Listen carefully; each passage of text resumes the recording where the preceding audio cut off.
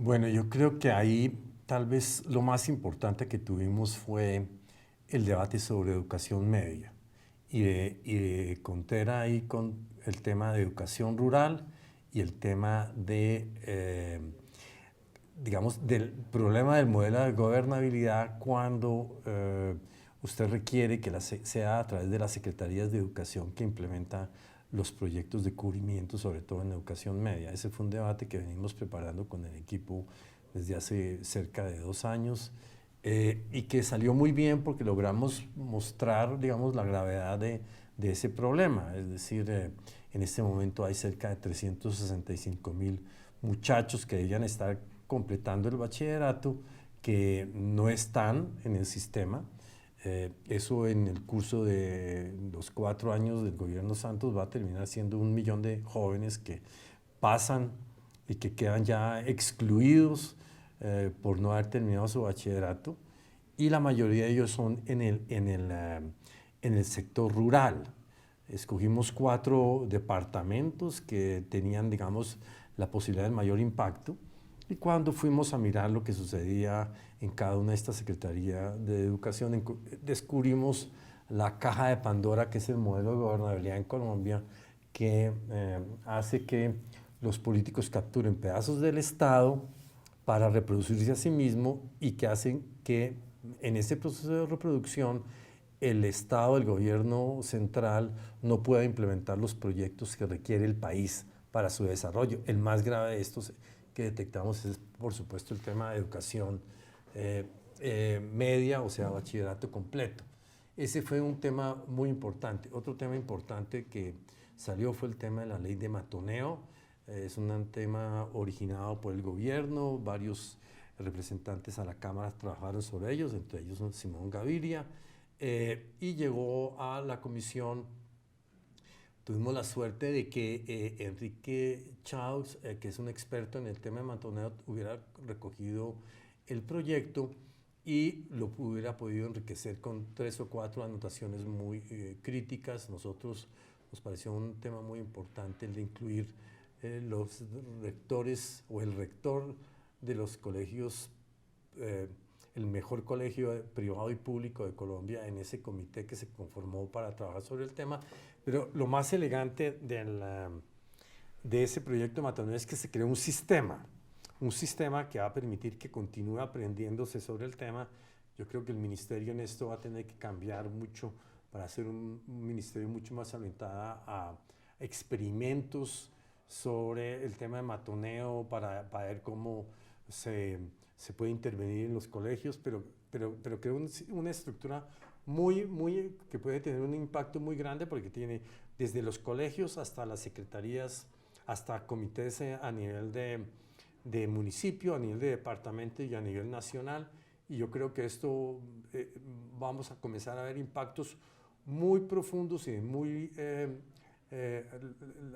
mediano y largo plazo, porque, digamos, quedó muy bien diseñado. Yo creo que es eso un logro muy importante en la Comisión Sexta. No sé qué otros temas adicionales podamos cubrir, pero creo que estos dos son los elementos centrales. También está el tema de seguridad vial, que si ustedes recordarán, comenzamos a trabajarlo, recién entramos al Senado, cuando intentamos mirar el tema, y lo que encontramos es que había en serio una estructura institucional tremendamente débil, donde en realidad nadie se encargaba del tema de la seguridad vial de una manera efectiva.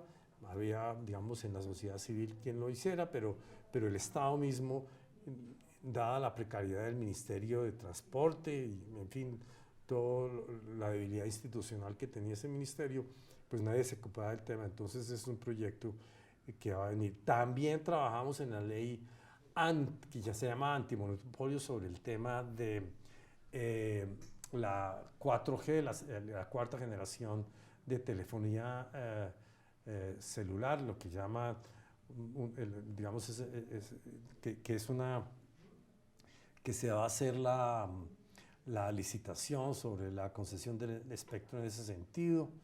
Y en la ley de monopolio que se generó, el senador Robledo, el senador Prieto, que además hace una excelente labor en la Comisión Sexta.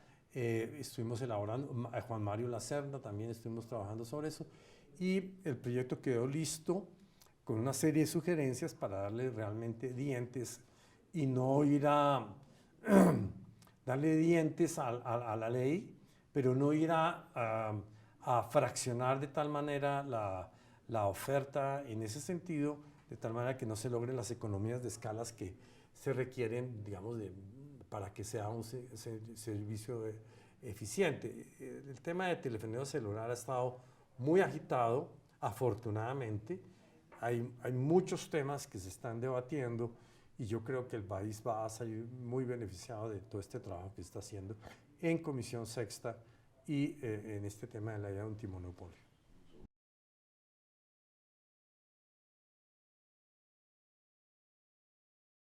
Ahí lo que es muy interesante es que normalmente el Congreso no se ocupa de mirar lo regional de los demás. El mecanismo del Congreso es que usted es elegido como sea elegido, por ejemplo, al caso del Senado, y usted después nadie se mete con sus regiones, porque son de cada cual. Entonces, aquí lo que descubrimos cuando hicimos la convocatoria de las Secretarías de Educación de Córdoba, Guajira, Cauca y Nariño, se nos quedó el Huila, que también es muy importante, es que finalmente lo que terminaba pasando con este tema de la educación media es que las secretarías de educación terminaban teniendo dueño. Y, por ejemplo, en algunos casos, como en el caso del Cauca, encontramos que digamos, esa Secretaría de Educación había sido, digamos, estado en poder de un parlamentario muy importante y no se había hecho el trabajo. En el caso del Cauca era un caso muy dramático, porque en estos casos muy a menudo se habla es de que hay un problema de deserción. O sea que después del quinto elemental, digámoslo así, los estudiantes se salen por la falta de pertinencia y por razones que analizamos muy detalladamente porque son casos distintos en cada región. En este caso lo que encontramos es que en el Cauca, por ejemplo, el problema no era deserción, sino era un problema de simplemente falta de colegios. Allá no hay colegios de los cuales desertar. Y ha sido muy interesante porque aunque, por ejemplo, los indígenas quisieran ver mucha mayor educación, pues mucha educación del bachillerato y en sus diferentes formas, pues no hemos logrado que tengan la oferta. Y los déficits son gigantescos. Y hoy en día, si usted no tiene educación, bachillerato completo, no tiene los elementos para poder operar en una sociedad moderna. Es un famoso concepto que se llama de movilización cognoscitiva. Y el bachillerato es el umbral que se tiene, el bachillerato completo, para lograr esa movilización cognoscitiva. De tal manera que lo que nosotros encontramos era que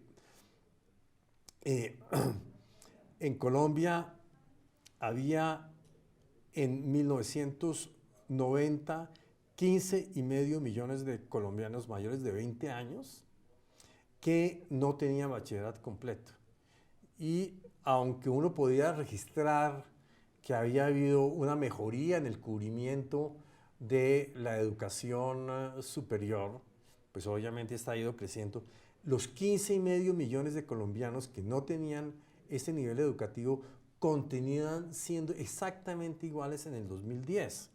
Y lo que es problemático de esto es que los objetivos que están en el plan de desarrollo sobre ese tema, que llega a un cubrimiento del 91%, no se van a lograr, porque en el sector urbano se tiene el 91%, pero en el sector rural el nivel de cubrimiento en educación media, los 10 y 11, los años 10 y 11, apenas llega a un 43%.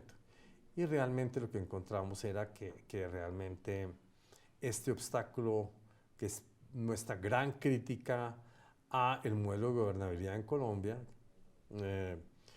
que es el que acabamos de escribir anteriormente y por el cual proponemos precisamente la reforma del sistema electoral, hace que este modelo de gobernabilidad, que es básicamente el tema de que cada político, por los costos de su campaña, captura unos pedazos del Estado, ese modelo para reproducirse y ese modelo en lo que va de aquí en adelante en la sociedad colombiana para intentar resolver sus problemas de fondo, es un obstáculo central. Eso tuvimos oportunidad de hablar con una delegación de la OECD que vino a Colombia a mirar el tema de ejecutivo, legislativo, este tipo de relaciones, y pusimos muy en claro que mientras Colombia tuviera ese sistema electoral y ese modelo de gobernabilidad basado en corrupción y clientelismo, no iba a salir del atraso en que vivimos. El tema de matoneo, como decíamos antes, pues es un problema grave en Colombia y como lo es en todo el mundo, pero en Colombia especialmente porque, digamos, hasta ahora el gobierno, el Estado no había intervenido para prevenir que ese tipo de comportamientos se reprodujera. Nosotros de alguna manera hemos sido víctimas del matoneo, lo que nos pasó en la plenaria del Senado en la discusión del, de la reforma tributaria cuando el partido de la U y el partido conservador se aliaron para matonearnos a nosotros en el tema de la discusión de la reforma tributaria. Pero lo importante es que se creó un sistema muy bien elaborado que va desde un comité a nivel nacional, departamental, municipal y a nivel del colegio. Yo creo que la unidad más importante ahí es que a nivel del colegio se crea una institucionalidad que se encarga de los temas de matoneo. No son un tema que discrecionalmente se ocupan, sino que van a incorporar varios elementos, los profesores, los rectores. Se introdujo un elemento importante también de salud mental, que no quedó tan desarrollada como hubiéramos querido, pero entonces eso es toda una estructura para lidiar con un problema complejo como es este. Yo creo que en el país ya comienza a haber un conocimiento muy interesante de diferentes tipos de intervenciones para prevenir el matoneo. Uno de los temas más interesantes que hay es, por ejemplo, lo que llaman intervenciones de corto plazo, o sea, intervenciones cortas para sensibilizar a las personas al tema del matoneo. Por ejemplo, sensibilizar a los estudiantes para que intervengan en un momento dado, no el matón y el matoneado, sino un tercero para impedir que el matoneado, que el matón matonee. Y entonces eso va a permitir, digamos, comenzar a trabajar el tema y comenzar a crear la cultura de que esto no es aceptable. Pero ese es un tipo de comportamiento que simplemente no es aceptable. Hoy en día, pues sabemos de muchos muchachos que simplemente el matoneo los lleva inclusive al suicidio. Hay matoneo inclusive de los profesores, hay matoneo de los profesores con los estudiantes, en fin. Ese es un sistema para ir creando una cultura ciudadana, un nivel de civilización que saque de los colegios, del sistema educativo, ese tema. Fue muy interesante cómo también se trabajó el tema ahí de el matoneo cibernético, o sea, a través de las páginas web o a través de, digamos, de los chats y tal, porque como sabemos esto, digamos, hay casos muy famosos globalmente que ha llevado también a muchachos o a muchachas a suicidarse. Entonces, esos casos también van a ser tratados en ese sentido. Yo creo que es un inmenso avance.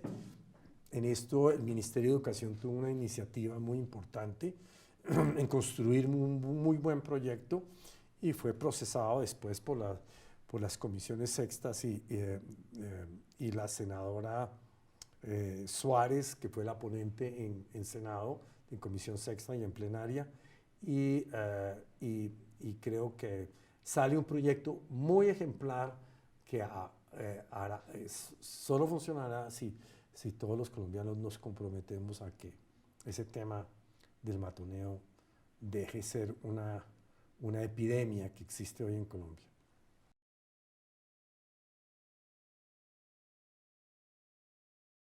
Mi posición es que el tema central ahí es la posición dominante que tiene Claro. Claro, realmente tiene unos porcentajes muy grandes, muy altos, como 60 y pico por ciento en algunos casos de algunas de las modalidades, especialmente en telefonía celular, y por la estructuración que tiene de los, digamos, subsidios cruzados entre sus diferentes segmentos y por los costos que tiene para comunicarse, que cobra para comunicarse con otras compañías, pues existía un problema. Entonces, eso, como comentábamos, se trabajó en la ley antimonopolio, que está todavía por procesarse, pero estuvimos muy encima de la licitación que el Ministerio de TICS debe estar abriendo muy prontamente sobre ese tema y que realmente, digamos, un obstáculo muy importante era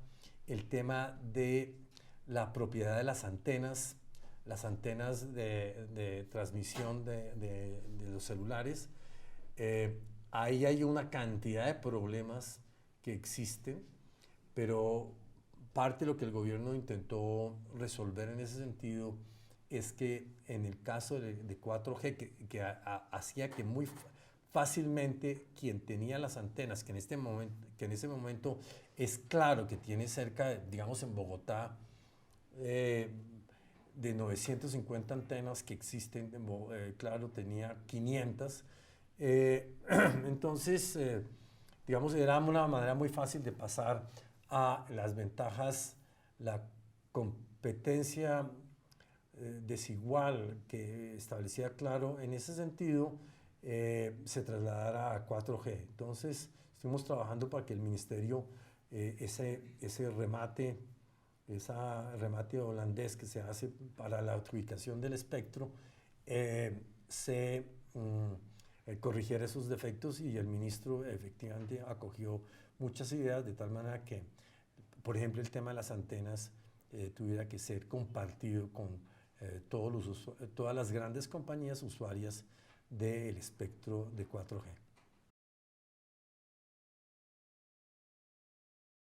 Yo soy parte de una comisión que a nivel del Senado está ocupándose del tema de seguridad vial. Va desde el tema, digamos, de consumo, de manejar borracho, hasta el tema de los diseños, del entrenamiento que se le da y los requisitos que debe tener la gente para que le den un pase, especialmente en el caso de las motos, y tener, digamos, una estructura de información que permita digamos, tener la información para crear un sistema de información que permita estar atacando, coordinar el tema de la autoridad nacional con las locales, porque esto tiende a estar muy descentralizado y eso hace que, digamos, muy a menudo sea demasiado, digamos, aleatorio el trabajo que se hace en cada uno de los municipios. Todo el mundo sabe que hay municipios donde es más fácil conseguir el pase y hay otros en que son mucho más estrictos. En fin, eso requería una autoridad nacional. Ese proyecto ya está formulado. Desafortunadamente el tiempo no nos alcanzó para entrar a procesarlo a nivel de Comisión Sexta y después del Congreso en pleno, pero ya está bien formulado y yo creo que es una estructura institucional. Hay todavía algunas dudas si esto debe ser el Ministerio de Transporte o si debe ser a nivel de la Presidencia de la República para que tenga más esa característica de sistema, pero yo creo que ese es un proyecto relativamente ya suficientemente cocinado para que, digamos, en la próxima legislatura pueda salir un proyecto sobre estos temas.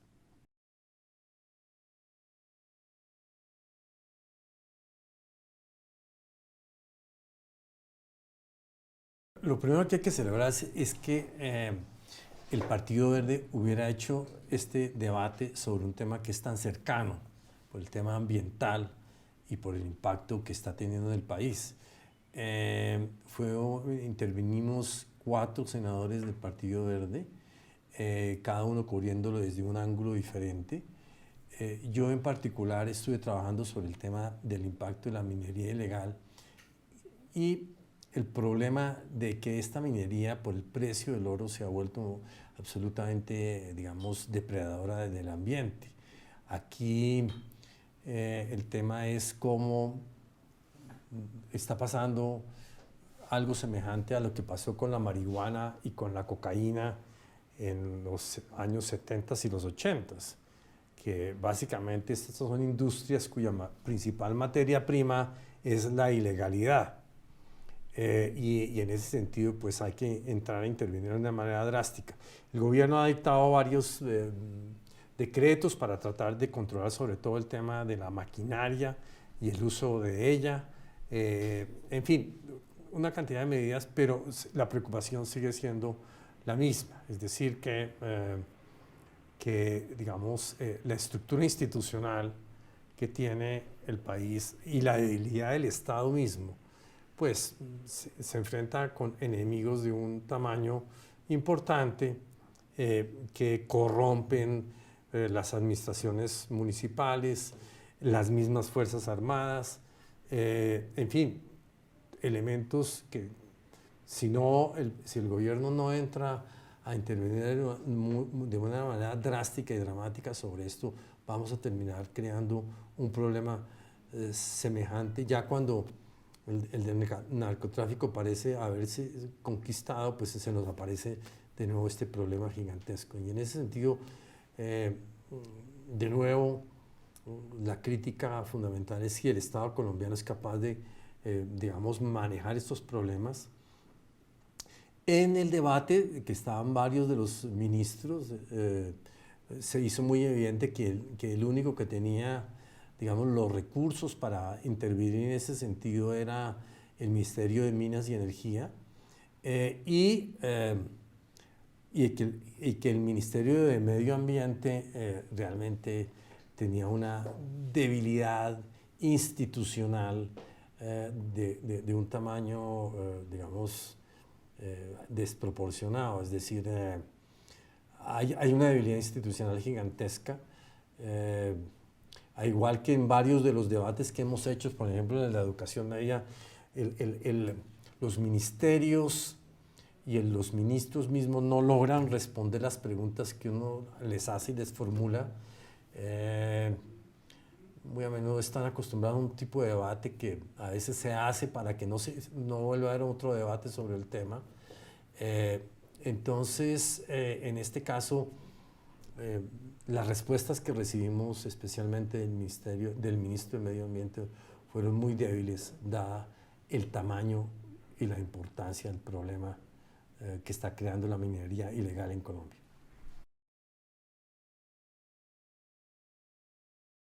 En la elección del procurador, el trabajo nuestro se centró mucho en asegurarse que se respetaran todos los temas de los impedimentos. Tuvimos una inmensa decepción porque aún habiendo casos absolutamente evidentes de personas, congresistas que tenían, senadores que tenían gente, parientes trabajando en la Procuraduría y teniendo, digamos, procesos avanzados dentro de la misma Procuraduría.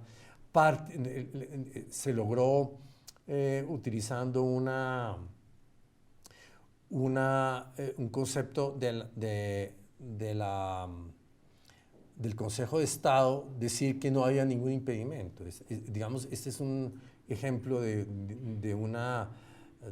absolutamente grotesco y contraviviente de ese tipo de conceptos.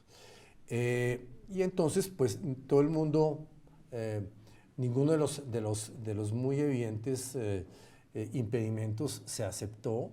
Eh, Nosotros insistimos muchísimo, insistimos además que no podían estar los impedidos votando los impedimentos de sus colegas para situación general, y yo terminé votando esencialmente por la candidata, la doctora López, la magistrada López, en buena medida porque no me parece que el actual procurador, el que salió elegido de una manera tan contundente, hubiera respetado la separación que le correspondía de su posición, su investidura como procurador, de utilizarla para avanzar posiciones políticas, especialmente alrededor del tema del aborto,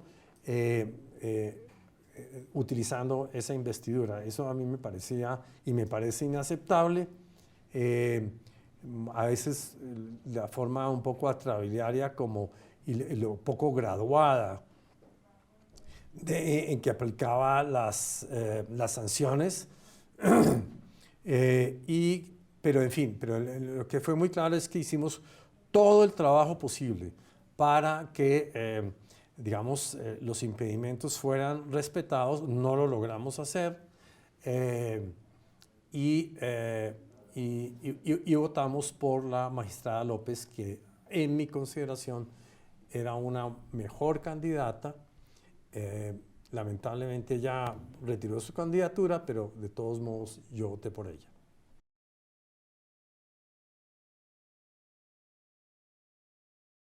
En una reforma de esta magnitud, uno tiene que escoger qué es absolutamente crítico y que hace una inmensa diferencia. Digamos, como en el tema de la reforma tributaria, hay una cantidad de detalles que en realidad son las ramas, pero el tronco de la reforma, el tema del fuero penal militar, el tronco era lograr la independencia del sistema penal, de justicia penal militar, de la jerarquía militar. Es decir, un general podía ser el jefe de los jueces de la justicia penal militar, el superior jerárquico de la justicia, de un juez militar, y simultáneamente del que ese juez iba a juzgar. Vive en las mismas casas, las casas fiscales. Entonces, seguramente el fiscal y el juzgado militarmente viven en el mismo edificio. Puede llegar a vivir en el mismo edificio. Entonces, lo que era central era separar esas dos jerarquías.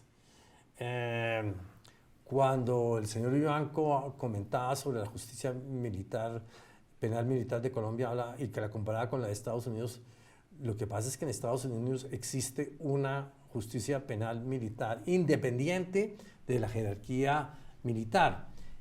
Lo que no se registraba era que este proyecto lo que tiene es haber conformado esa estructura. En la ley que se debe estar tramitando precisamente en la Comisión Primera, donde yo voy a pasar a partir de marzo del año entrante, entonces va a ser muy interesante porque vamos a estar muy al tanto de que esa jerarquía de independencia financiera, de mando, de carrera, digamos, porque hoy en día un juez militar podía ver en riesgo su carrera militar y su, digamos, avance en ella por el hecho de que pueda haber, digamos, hecho un pronunciamiento o un juicio en una dirección que a alguien de su superior jerárquico no le parecía. Entonces, en ese sentido, digamos, eso era lo que era nuclear. Había muchos temas adicionales. Hay un tema que es muy importante también reconocer, que es el tema de la seguridad jurídica para los militares. Es decir, hay que entender que el trabajo digamos, de los militares en combate pues es una situación donde les toca actuar, les toca actuar, digamos, en combate. Esto no es como, pues, venga, tenemos un estudio del tema porque están en combate. Entonces, eso, el riesgo que esto implicaba, pues le creaba enormes dificultades a los militares.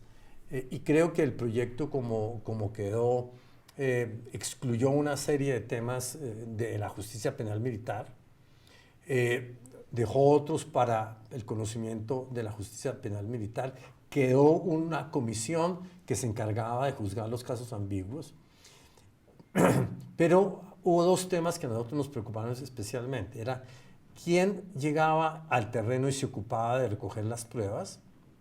Y una vez que se recogían esas pruebas, y eso no está del todo resuelto, porque precisamente ese es un tema a desarrollar y no estoy seguro que haya quedado totalmente resuelto, pero debe ser resuelto en la ley que desarrolla esta reforma constitucional.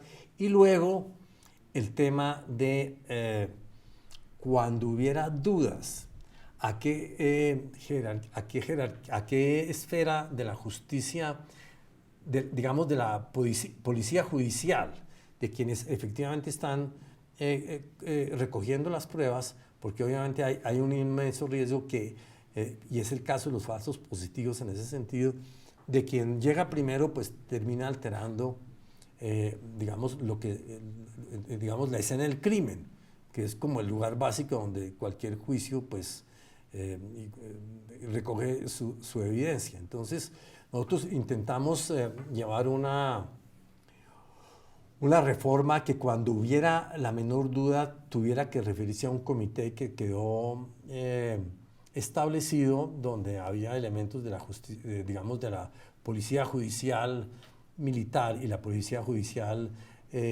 no militar, que cuando hubiera dudas se buscara la concurrencia de esas dos autoridades judiciales, esas policías judiciales.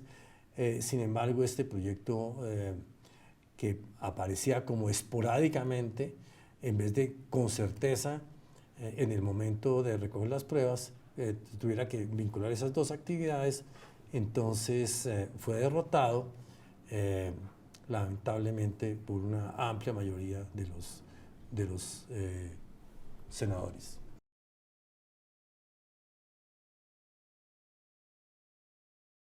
Sobre el tema de la reforma tributaria, de nuevo, lo que uno tiene que mirar, igual que en el caso del fuero militar, lo que se vuelve nuclear de la reforma. Entonces, digamos, todas estas reformas tienen toda una clase de consecuencias, y la gente queda diciendo esto me va a afectar a mí, me va a afectar a mí, entonces tiene un problema.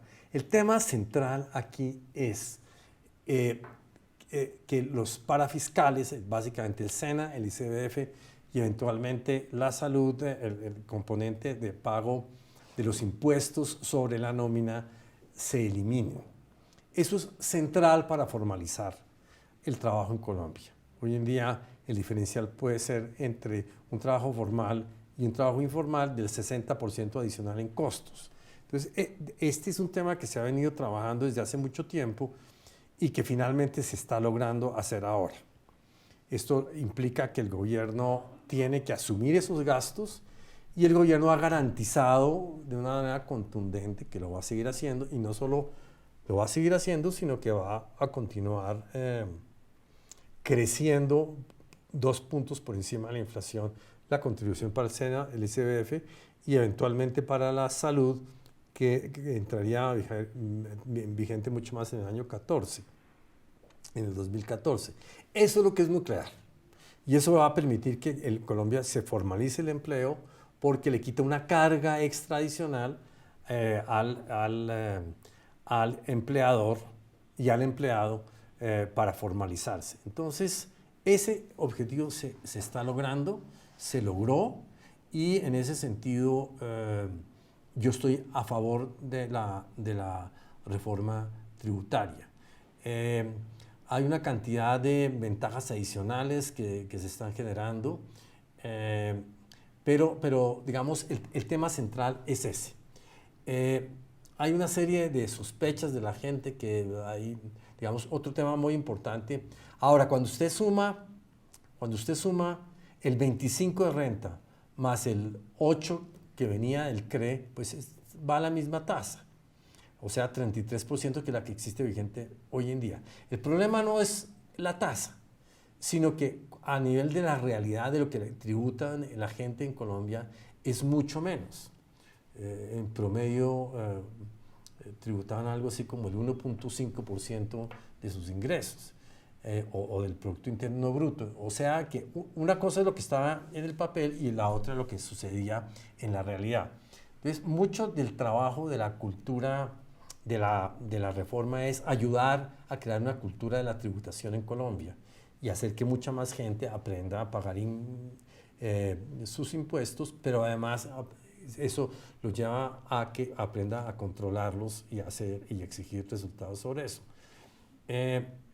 Creo que entonces yo estuve en la subcomisión en que se debatió digamos, las propuestas y estuve muy al tanto. Es un proceso engorroso, enjundioso, que requiere mucha atención, pero creo que en general el proyecto salió bastante bien y los colombianos van a comenzar a disfrutar de esta reforma tributaria, si uno puede disfrutar, es una manera muy extraña de llamarlo, pero va a haber muchos beneficios. El otro tema central es que había una enorme discusión. El Partido Verde, desde su reunión con el presidente de la República, dijo: necesitamos recursos para la educación superior. Y el presidente había dicho: busquémoslos de alguna fuente. Finalmente, este es un tema que se fue escalando y finalmente llegamos a que se logró un punto adicional del CRE, que es el impuesto que hay del 8%, para generar los recursos para pagar bienestar familiar, el SENA, etcétera, etcétera. Entonces se subió un punto adicional. Nosotros, en esa votación, esa plata, que es una plata considerable, son 1.2 billones de pesos al año, está dirigida a educación superior. Y después, digamos, comenzaron a intervenir otras fuerzas, otros partidos especialmente, para tratar de que esa plata no se fuera a educación superior. Y en eso tuvimos un encuentro muy fuerte con los partidos de la Unidad Nacional, especialmente con la U y con el Partido Conservador, que querían formarlo parte del presupuesto y que lograron que el proyecto, en vez de tener vida, digamos, eterna, ese punto adicional solo se extendiera a 3 años. En eso tuvimos verdaderamente un encontrón fuerte en la plenaria del Senado en la noche del martes pasado y digamos, nuestra posición fue muy firme de que eso debía ser exclusivamente para educación superior y no volverla no feriarla a través del presupuesto en toda clase de objetivos. Ese fue un incidente bastante desagradable y pero yo creo que la reforma que sale es una reforma que va a ser buena para el país, buena para el empleo. Los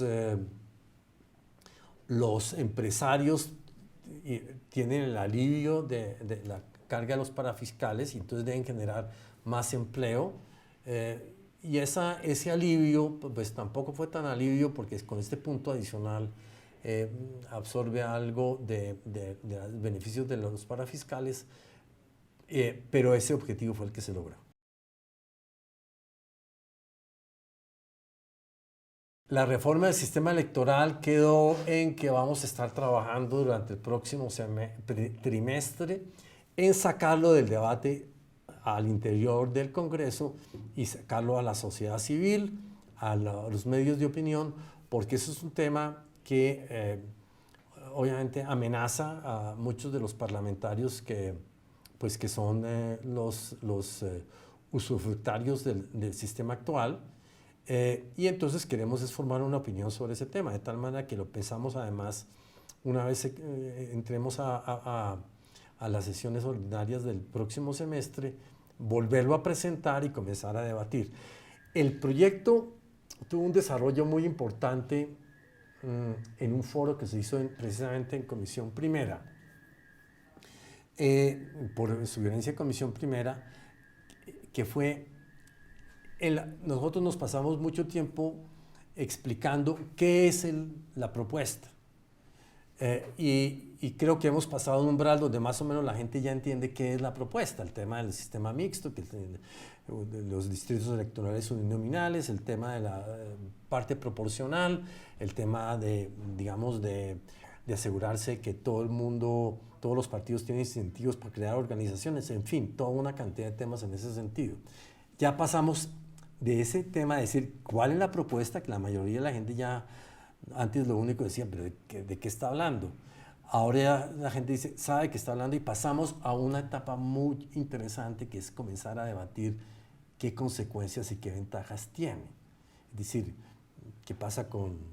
Por ejemplo, nosotros creemos que este sería un excelente instrumento para la incorporación de la FARC si se tiene éxito en el proceso de paz al sistema político. No simple y llanamente con darles unas curules y que eso es, sino que da un sistema que permitiría, por ejemplo, crear unos partidos mucho más fuertes, por ejemplo, un partido de izquierda fuerte o obviamente compitiendo con los demás partidos, pero con la posibilidad de crear partidos que eventualmente hubiera una alianza entre facciones de la izquierda y digamos, pero eso es un tema que hay que elaborar. De todos modos, estamos buscando llevar esta propuesta a la mesa de paz y, como decíamos, al proceso de negociación, hacérselo llegar a los miembros de los equipos de negociación y ver cómo ellos ven en esto una salida importante, no solo para que la FARC se pueda incorporar, sino que en el proceso de incorporación de la FARC hay un cambio en el sistema electoral colombiano que, como sabemos, está basado en clientelismo y corrupción. La Ley de Participación Ciudadana está a consideración de la Corte Suprema de Justicia y la Procuraduría, que tienen que converger en que el proceso fue totalmente jurídicamente impecable y esperamos que para febrero ya ese pronunciamiento de la Corte arroje un resultado positivo y podamos poner a funcionar pues, el sistema de participación que yo creo que es uno de los grandes logros que se ha tenido en este gobierno, con todos los participantes en esto, en ese debate que se hizo de una manera muy como uno quisiera que se hicieran las leyes y los colombianos comenzaran a disfrutar los frutos de este nuevo esquema de participación.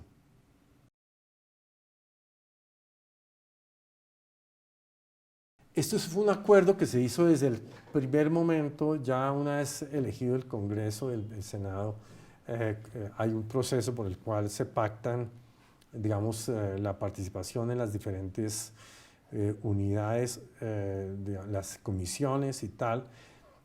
Obviamente nosotros llegamos allá neófitos y no sabíamos muy bien qué estaba pasando, pero sí se acordó con el Polo Democrático que la segunda posición del Polo y del Partido Verde en Comisión Primera se iba a compartir a lo largo por mitades durante digamos los 4 años de esta legislatura. Y finalmente entonces el Polo y el doctor Parmenio Cuellar honró este acuerdo y por eso entonces voy a entrar a Comisión Primera yo la próxima legislatura.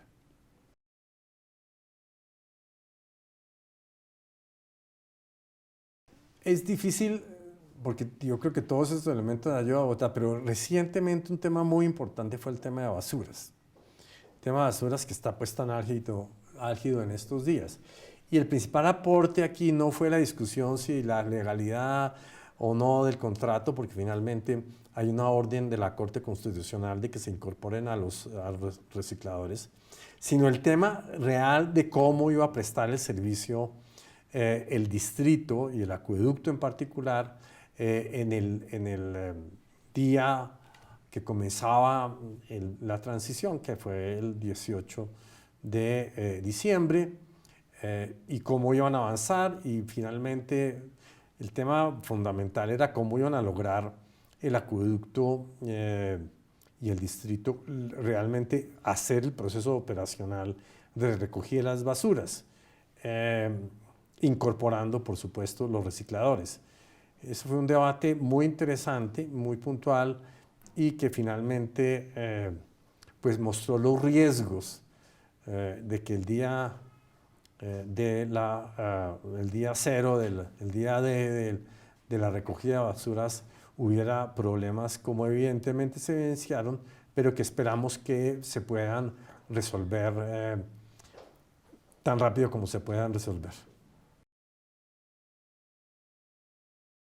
La agenda central nuestra es la reforma del sistema electoral. Nosotros consideramos que ese es el tema estructural más complicado que tiene Colombia y la madre de muchos problemas, que la gente no sepa quién es su representante, ni a quién llamar a cuentas, y que el representante no sepa a quién tiene que responderle. Ese es el tema nuclear. Ahora, hay toda una gama de temas, digamos, de liberalismo social que tienen que ver con los temas de matrimonio gay, que el aborto, digamos, todos estos temas que tienen que ver con la diversidad de una sociedad cada vez moderna, diversa, y que nosotros estamos muy a favor de ellos, muy en contra, digamos, de fuerzas muy tradicionalistas y oscurantistas que quieren mantener el país atrasado. Entonces nosotros somos de esos liberales sociales absolutamente creyentes y con convicción. Estamos por un Estado secular, en fin, todo ese tipo de elementos, y esperamos que en la comisión primera, donde se hacen estos debates de forma importante, podamos participar con nuestro punto de vista, además con el conocimiento sobre todos los temas de capital social. El próximo semestre parece ser que la Fundación Restrepo Barca va a publicar el libro sobre la tercera medición del capital social. Es una cosa de un gran impacto y de una gran importancia. Digamos, esa es la agenda general, obviamente ocupándose todos los temas que van surgiendo y que tienen mucho impacto.